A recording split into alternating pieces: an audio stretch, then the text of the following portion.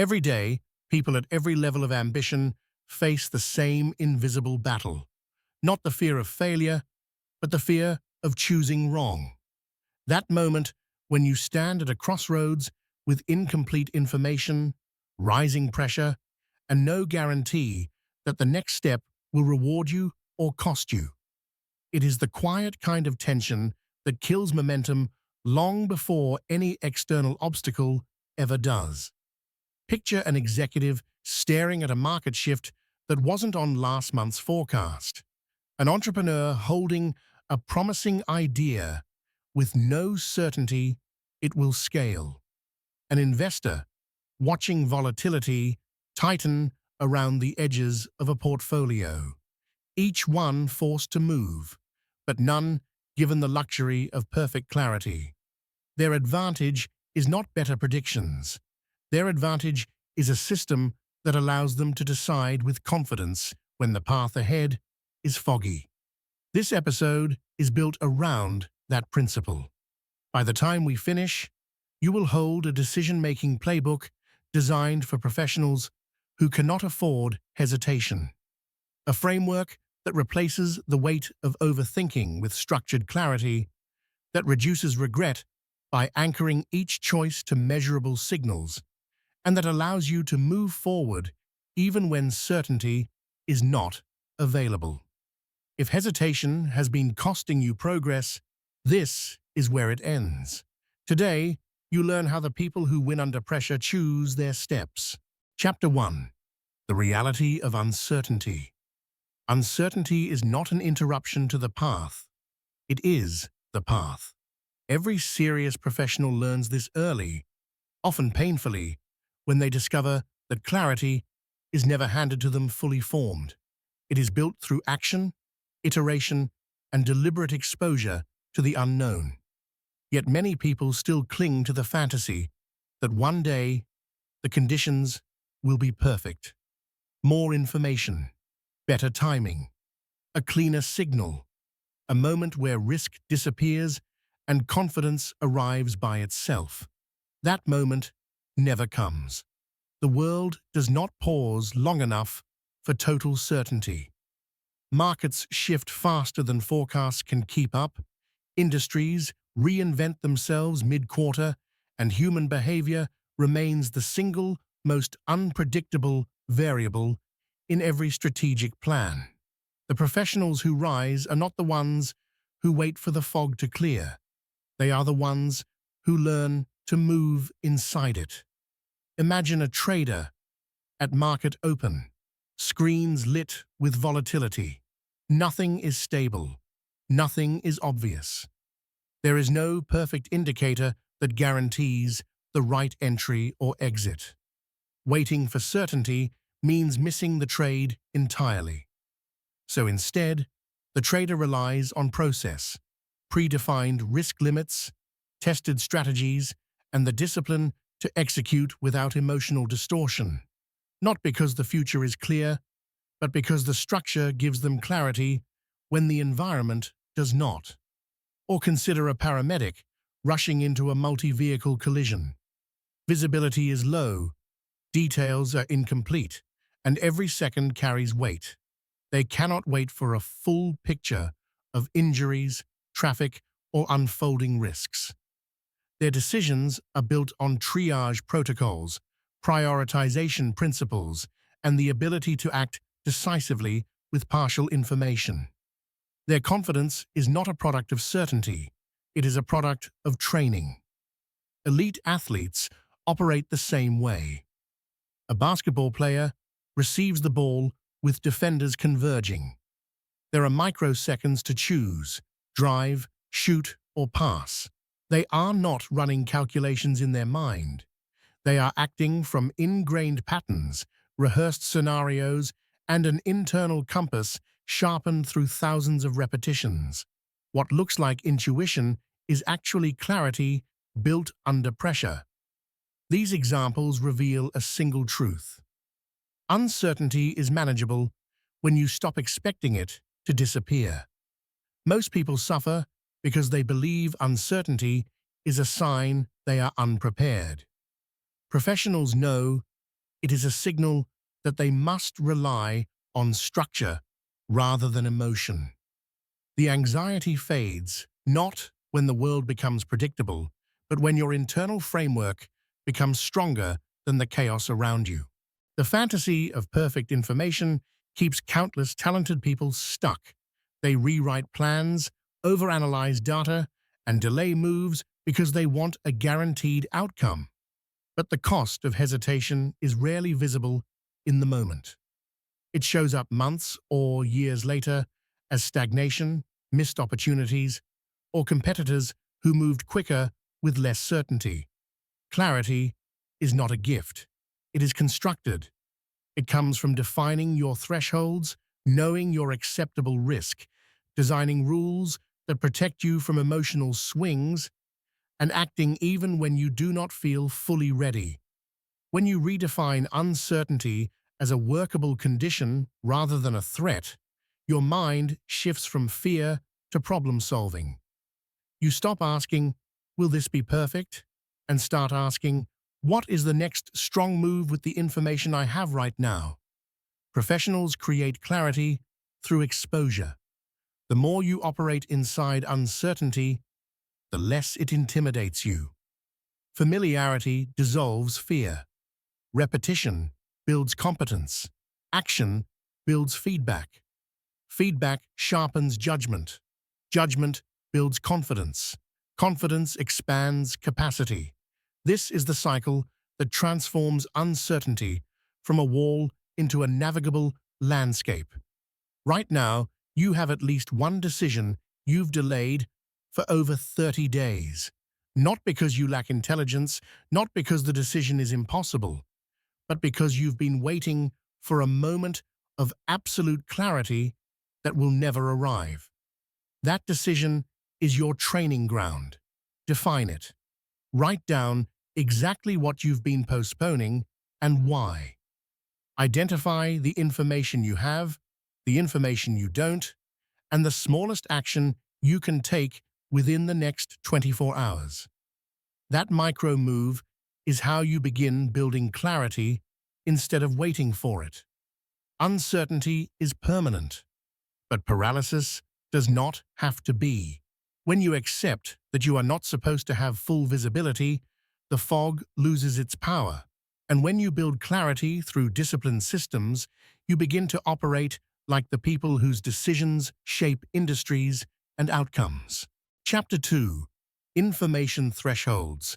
How much do you really need?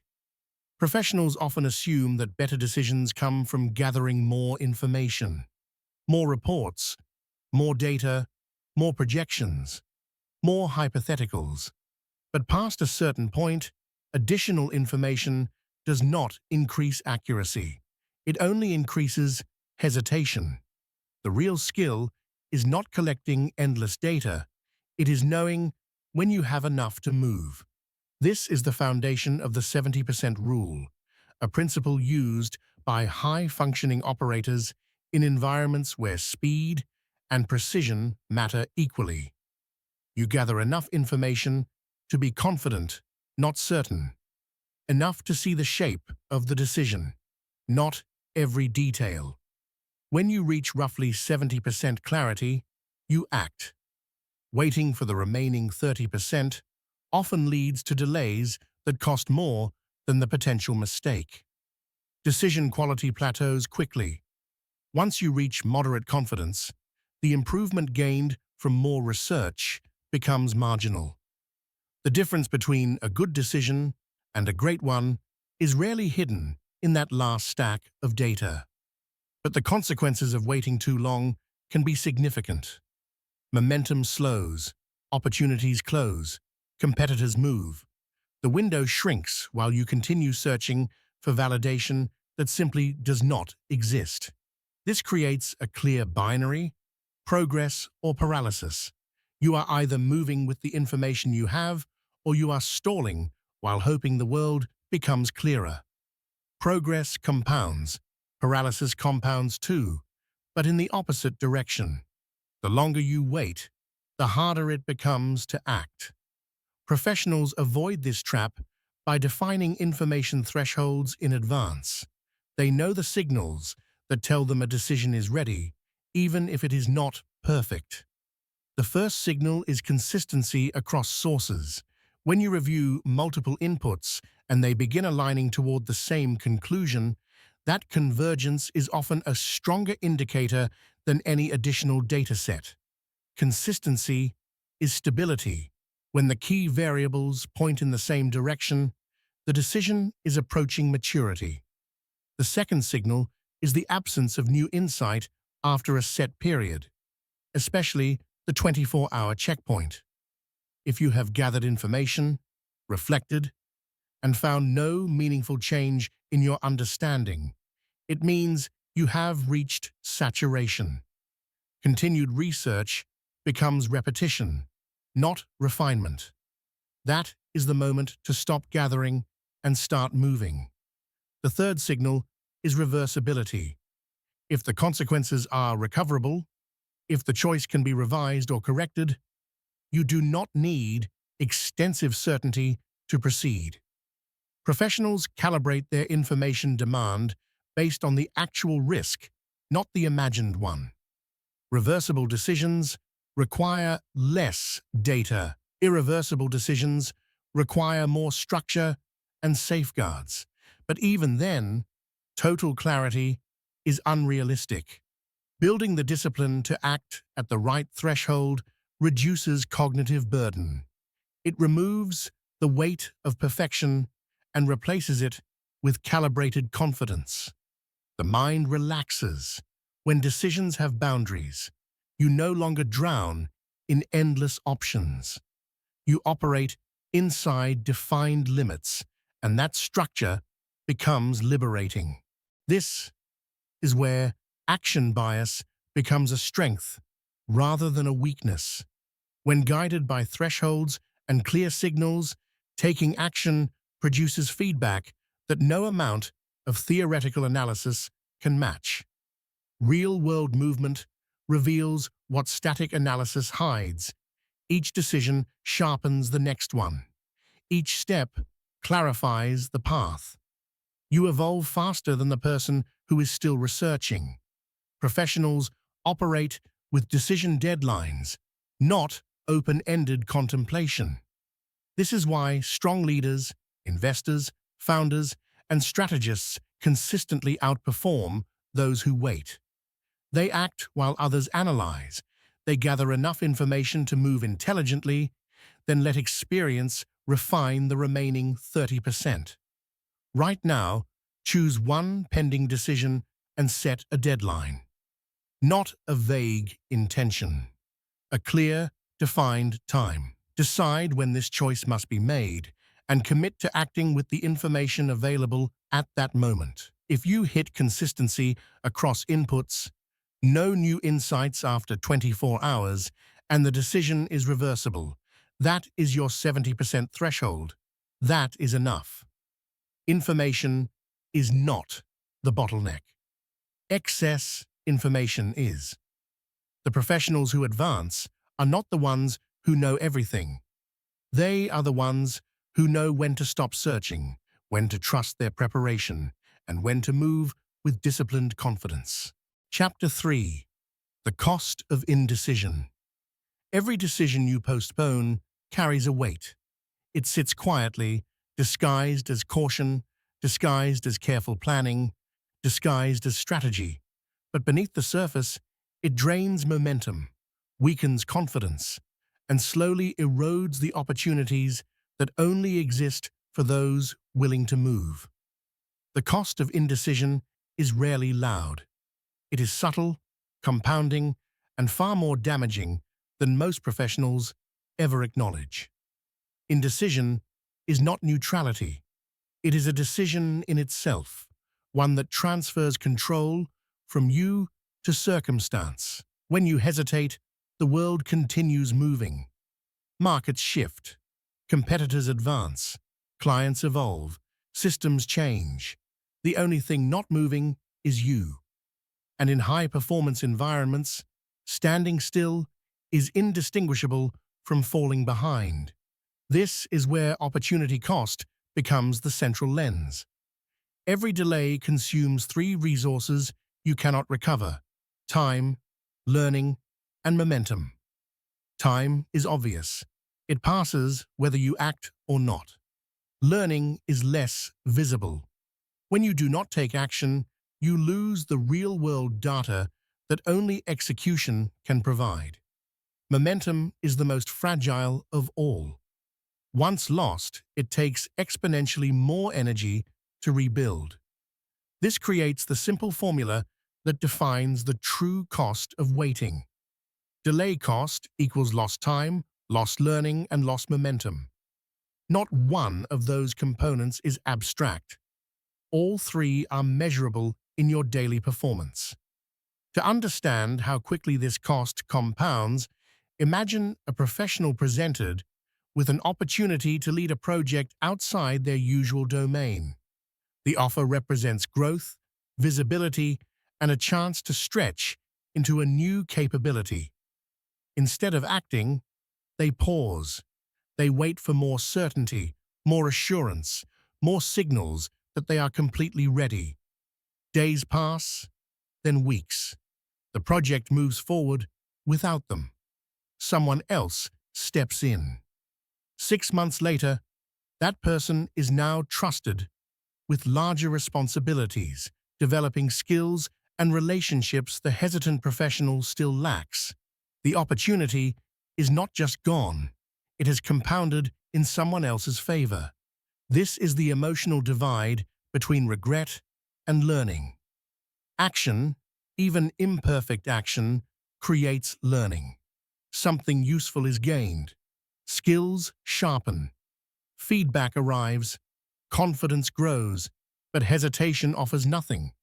No progress, no insight, only regret, which lingers longer and hits harder because it is weighted by the knowledge that the loss was completely preventable.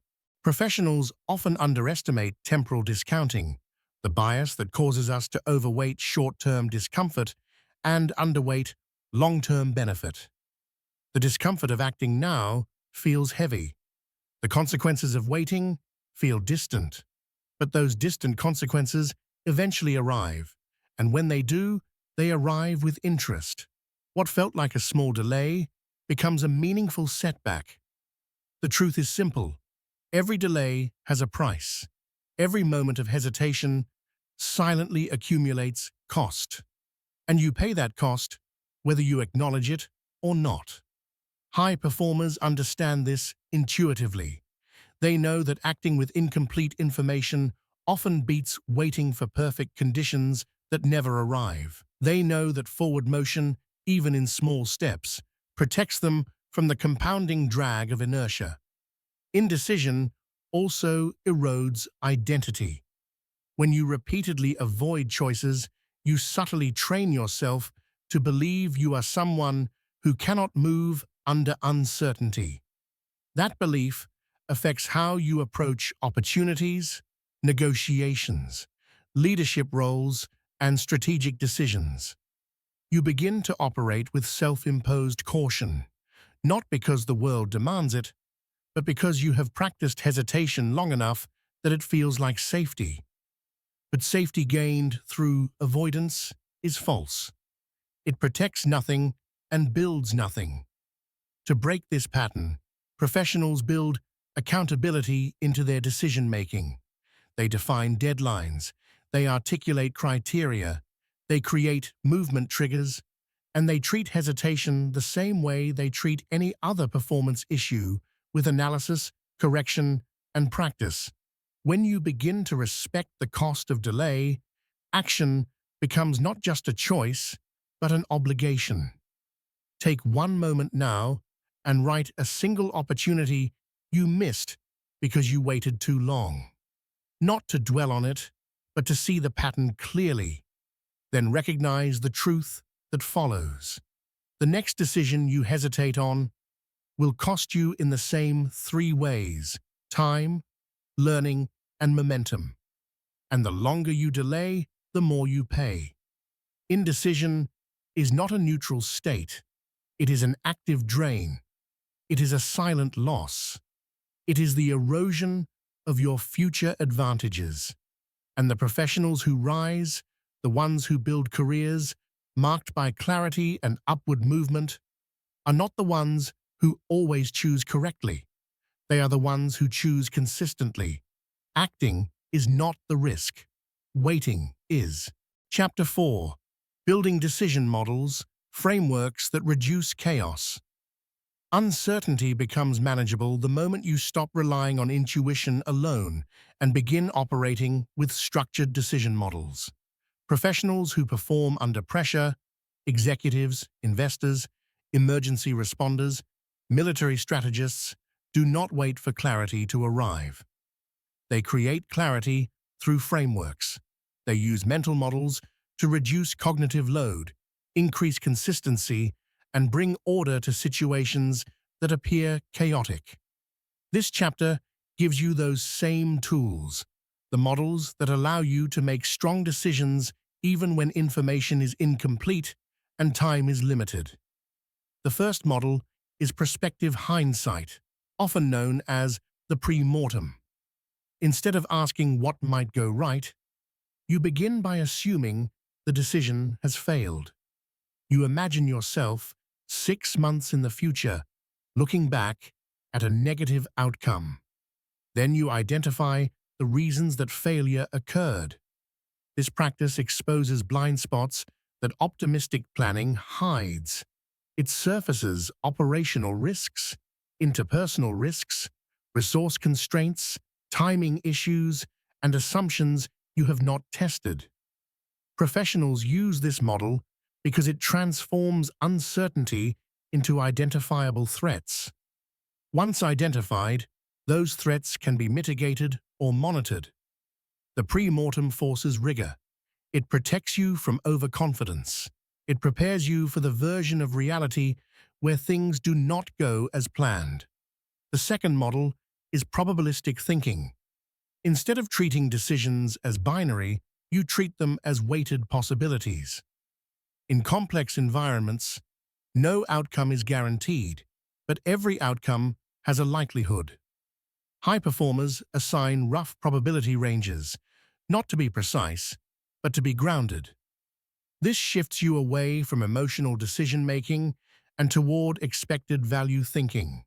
For example, a career transition might have a moderate probability of short-term discomfort, but a strong probability of long-term growth. An investment opportunity might have a low probability of extreme upside, but a high probability of steady returns. Probabilistic thinking forces you to consider distributions, not narratives. It reduces the tendency to catastrophize or romanticize. It aligns your choices with reality rather than fear or fantasy. The third model is scenario mapping. This is the model used in crisis management, strategic planning, and competitive analysis. You build 3 scenarios: the best case, the middle case, and the worst case.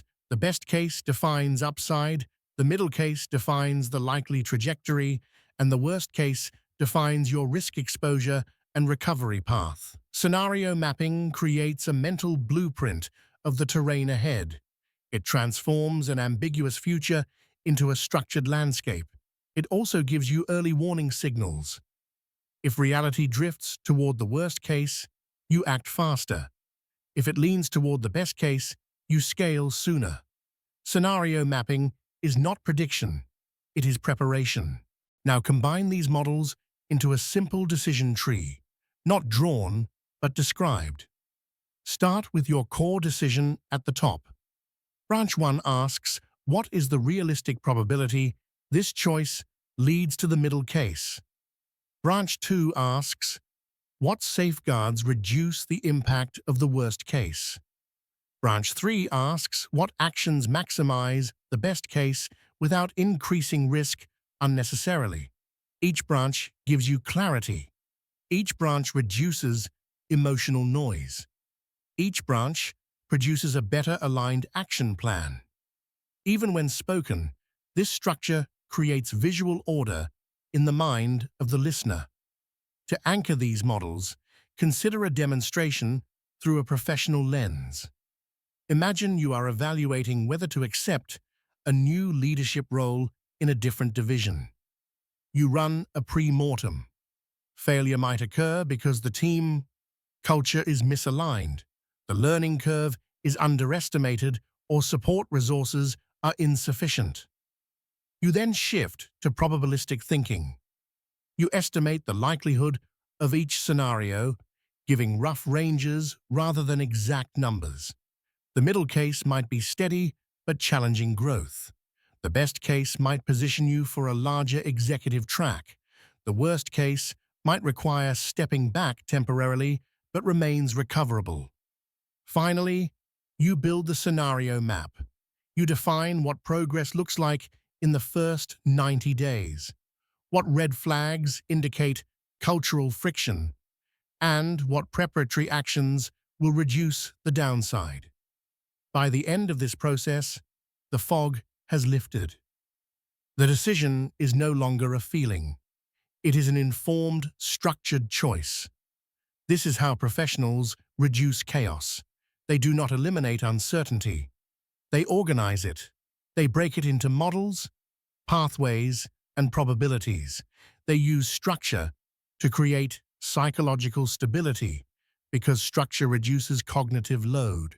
When your mind is no longer carrying the entire burden of uncertainty, your clarity increases, your confidence strengthens, your ability to act becomes sharper.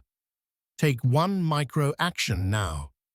Choose a major decision you have been delaying. Run a 3-scenario map. Define the best case, the middle case, and the worst case. Identify early signals for each. As you articulate these scenarios, notice the shift. The decision will feel less overwhelming, less abstract, and significantly more workable. Clarity is not found. Clarity is constructed. And decision models are the tools that allow you to build it under pressure. Chapter 5. Emotional Regulation, the Hidden Driver of Good Choices.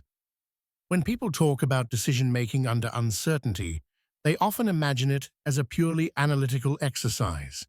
Logic, data, frameworks, calculations. But professionals who make high-stakes choices every day understand a deeper truth, one that rarely gets spoken with the seriousness it deserves. Your decisions are only as good as the emotional state you make them in. Emotional regulation is not a soft skill. It is the hidden engine behind clarity, judgment, and disciplined action. Neuroscience has shown consistently that when stress rises, the mind narrows. Threat responses reduce cognitive flexibility. You see fewer options, misread signals, and overestimate worst-case outcomes. It is not a flaw. It is biology. Under pressure, your brain prioritizes safety over strategy. This is why the same person can make strategic, elegant decisions in calm moments, then make reactive, short-sighted ones when emotions spike. The gap between those two states is the gap between clarity and distortion. Think of emotional dysregulation as an internal fog. The information is still there, the logic still holds, the models still work, but your ability to access them is compromised. Stress acts like a lens that bends the shape of reality. Small risks look larger. Minor setbacks feel defining. Options that were available 30 minutes earlier suddenly disappear from your mental field. In this fog, even strong decision frameworks lose effectiveness because the operator, you, is operating under compromised conditions. Professionals counter this with regulation, not suppression. They do not bury emotion. They manage its intensity so cognition can function at full capacity. One of the simplest and most reliable tools is controlled breathing. A slow inhale, a slower exhale. This signals the body to downshift from threat to clarity. Another tool is cognitive reframing. When your mind jumps to catastrophic predictions, you intentionally ask, what else could be true? This widens your interpretation of reality. Grounding techniques work as well. Anchor your attention to physical sensations, the chair beneath you, your feet on the floor, the temperature of the air. Grounding interrupts spirals and returns the mind to present focus. To make this practical, use a 10-second emotion check ritual before major decisions. Ask yourself 3 questions. What am I feeling? What triggered it? Is this emotion about the decision itself or something else happening in my life? This micro-ritual prevents emotional bleed-through, where unrelated stress contaminates professional judgment. High performers use this check not because they are fragile, but because they understand that emotion, left unchecked, distorts information. Let this come alive through a small story. Picture a project manager leading a critical negotiation under a tight deadline. Earlier that morning, a conflict with a senior colleague triggered frustration and defensiveness. Without regulation, that emotional residue would have carried into the negotiation, shaping tone, assumptions, and reactions. Instead, she paused for 60 seconds before the meeting. Controlled breathing, a quick reframe, a grounding touch to the desk. The negotiation that followed was calm, strategic, and constructive. Her emotional state shaped her choices. Her choices shaped the outcome. Now, consider the alternative. Decisions made in emotional turbulence often lead to avoidable regret. Investments made from fear. Emails sent in frustration. Opportunities declined because anxiety magnified uncertainty. Everything becomes more expensive when emotions run the show. Regulation is the cost reducer, the clarity restorer, the protector of long-term outcomes. To integrate this into your professional practice, adopt a single micro-action. Before your next meaningful decision, pause for 60 seconds. Regulate your body. Observe your emotion. Clear the internal fog. Then choose. This 1 minute becomes a force multiplier. Over a year, that single habit can protect you from dozens of poor decisions and guide you toward consistently better ones. Remember this: calm is not the absence of emotion. Calm is control of emotion. It is the disciplined state from which your highest judgment emerges. With regulation, uncertainty becomes workable. With regulation, your models and logic function at full strength. With regulation, you become someone who makes steady, intelligent decisions even when the stakes rise and the fog thickens. This is the hidden driver of good choices. Not just knowledge, not just data, but mastery of the emotional machinery behind your thinking. Calm decisiveness is not a personality trait. It is a trained skill. And now it is yours to practice. Chapter 6. Using feedback loops to improve future decisions. Progress is not built on perfect decisions. It is built on decisions that are examined, refined, and repeated with sharper insight each time. In high-performance environments, finance, leadership, engineering, elite athletics, the individuals who rise are not the ones who avoid mistakes. They are the ones who transform mistakes into structured intelligence. They run feedback loops with the discipline of a scientist and the humility of a learner. A decision is not a verdict. It is an experiment. In engineering, systems do not become stable by guessing. They stabilize through iteration, input, output, correction. The same principle applies to human judgment. When you approach decisions as cycles instead of one-time events, you remove unnecessary pressure. You stop treating outcomes as reflections of your identity and start treating them as data points guiding your next move. The loop is simple. Decide, act, review, adjust. But simplicity does not mean superficial. This cycle sits at the core of cognitive refinement. Neuroscience shows that when we engage in reflective evaluation, the brain strengthens its prefrontal cortex networks, the regions responsible for reasoning, pattern detection, and long-term planning. In other words, every structured review physically sharpens the machinery of decision-making itself. Consider the investor who enters a trade with confidence, only to watch it slip into the red. A novice panics. A professional pauses. They revisit their thesis. Did the fundamentals change? Was the position sized correctly? Was the risk exposure aligned with the model?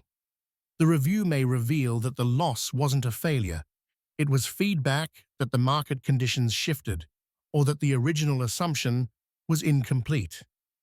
The next trade, shaped by this insight, carries greater precision. Now shift to entrepreneurship. A founder launches a product they believe in. Early adoption is slower than expected. Instead of forcing momentum through denial, they examine user behavior, identify friction points, refine the offer, and ship an improved version. This loop is what separates companies that stagnate from companies that scale. Adaptation is not a trait, it is a process. Or think of a leader navigating team dynamics. They introduce a new strategy. Rollout feels sluggish. Morale dips slightly. Instead of doubling down on authority, they collect feedback, analyze the resistance, listen to unspoken tension, and update their approach. This is not weakness. This is strategic maturity. The awareness that leadership is an evolving conversation, not a proclamation. Iteration reduces fear. When decisions are experiments, outcomes lose their power to intimidate. You no longer fear being wrong. You fear not learning fast enough. You begin to interpret reality with cleaner clarity. You develop resilience not as a personality trait, but as a byproduct of structured adaptation. A feedback loop has three essential questions. What did I intend to happen? What actually happened? What will I change next time? These questions turn hindsight into foresight. They turn randomness into pattern. They turn emotion into intelligence. This is why top performers across disciplines run weekly reviews, not as a ritual of guilt, but as a calibration tool. They understand that unexamined decisions repeat themselves. Examined decisions evolve. Imagine closing your week with a quiet moment of audit. No judgment, no dramatization, just data. Where did I make a strong decision? Where did I hesitate? Where was the gap between expectation and result? And most importantly, what adjustment will create a measurable improvement next week? Over time, these micro-adjustments compound. Small corrections in direction, accumulated over weeks and months, can shift the trajectory of your entire life. The same principle that allows a plane to cross the ocean with precise navigation applies to your personal and professional choices. Tiny course corrections prevent massive long-term misalignment. Treat every decision as an iteration. Treat every outcome as information. Treat every adjustment as an upgrade. Progress belongs to those who refine. Excellence belongs to those who review. And mastery belongs to those who repeat the cycle without ego, without fear, and without hesitation. Your micro-action. At the end of this week, run a 3-question review. Keep it short, Keep it honest, keep it consistent, because every review is a step toward sharper decision clarity, and every adjustment is an investment in your future competence.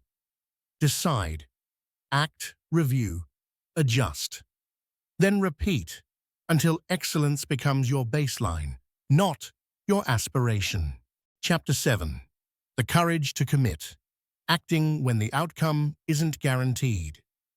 Every meaningful breakthrough in a human life begins at the same threshold. The moment you decide to move without certainty. The moment you act, not because success is guaranteed, but because the alternative, remaining exactly where you are, is no longer acceptable. Commitment is not about knowing the outcome. It is about choosing the direction. High-level decision science, behavioral psychology, and elite performance research all point to the same truth. Courage is not an emotional spike. Courage is a practice skill. It is the ability to take action while carrying uncertainty, complexity, and risk without collapsing under the weight of the unknown. We tend to imagine courage as dramatic, but in reality, most of it happens quietly. It begins in the mind, long before it becomes visible in action. There is a gatekeeper moment before every transformation, a point where logic can only take you so far, where analysis reaches diminishing returns, and where the final leap must come from identity, who you decide you are. People who consistently move forward have cultivated a specific internal stance. They view themselves as individuals who act decisively even without perfect information. This identity removes hesitation, sharpens intention, and accelerates progress. Cognitive science calls this self-efficacy, the belief in your own ability to execute a decision. It is one of the strongest predictors of long-term success across domains: entrepreneurship, leadership, investing, creative work, personal growth. People with high self-efficacy commit earlier, withstand uncertainty longer, and recover faster when things go wrong. Not because they are fearless, but because they trust themselves to adapt. Let me give you a micro story, a quiet act of courage with a loud outcome. A young strategist working in a safe corporate role realized that her career had plateaued. She had insights, ambition, and a clear vision for a consultancy she wanted to build. But she feared the unknown: inconsistent revenue, market competition, public visibility. She waited, researched, analyzed, and debated with herself for nearly a year. Nothing changed, until one evening, while reviewing her weekly journal, she saw a simple pattern. Her hesitation was costing her more than potential failure. Lost time, lost learning, lost momentum. That week, she committed. No guarantees, no perfect plan. She started with a single client, then two. She built systems. She refined her offer. She pushed through awkward conversations and imperfect beginnings. 3 years later, she was advising firms she once applied to work for. Her transformation did not begin with confidence. It began with commitment. The lesson is simple. Clarity grows through movement, not waiting. Action sharpens perspective. Momentum reveals opportunity, and commitment pulls you into becoming the person the future version of you requires. Courage is not the absence of fear. It is the management of fear. When you commit, your emotional system reorganizes around your decision. Neuroscience shows that decisive action reduces anxiety by shifting the brain from rumination networks to execution networks. In other words, the moment you choose, the mind begins to stabilize. Action is a regulator. Commitment is a cognitive anchor. When you act without guarantees, you step into narrative identity. the internal story about who you are becoming. Great decisions are rarely made by accident.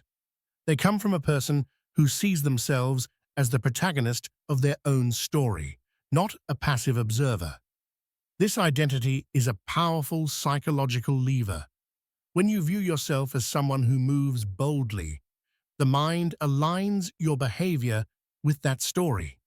You make decisions that match your identity, not your fear. And this is where autonomy emerges, the sense that your life is shaped by your choices, not your circumstances. Autonomy is one of the strongest drivers of long-term fulfillment and sustained high performance. When you commit to a path, even under uncertainty, you reclaim control. We often imagine that guarantees create confidence, but guarantees do the opposite. They weaken the psychological muscles required for long-term resilience. What strengthens you is choosing when the outcome is unclear. What shapes you is acting when hesitation feels safer. What elevates you is committing when doubt whispers louder than certainty. So here is the final truth of this journey. Courage is not the finish line. It is the doorway. Every major advancement in your professional and personal life will require this skill. Not once, not occasionally, repeatedly. Before we close, here is your micro-action, the one that matters more than any theory, model, or strategy you have learned. Commit today to one decision that scares you but moves you forward. One action you have delayed because you wanted more clarity, more proof, more certainty. Choose it, own it, execute it, because the future you want does not belong to the most informed version of you. It belongs to the most courageous version of you. The version that decides, that moves, that commits.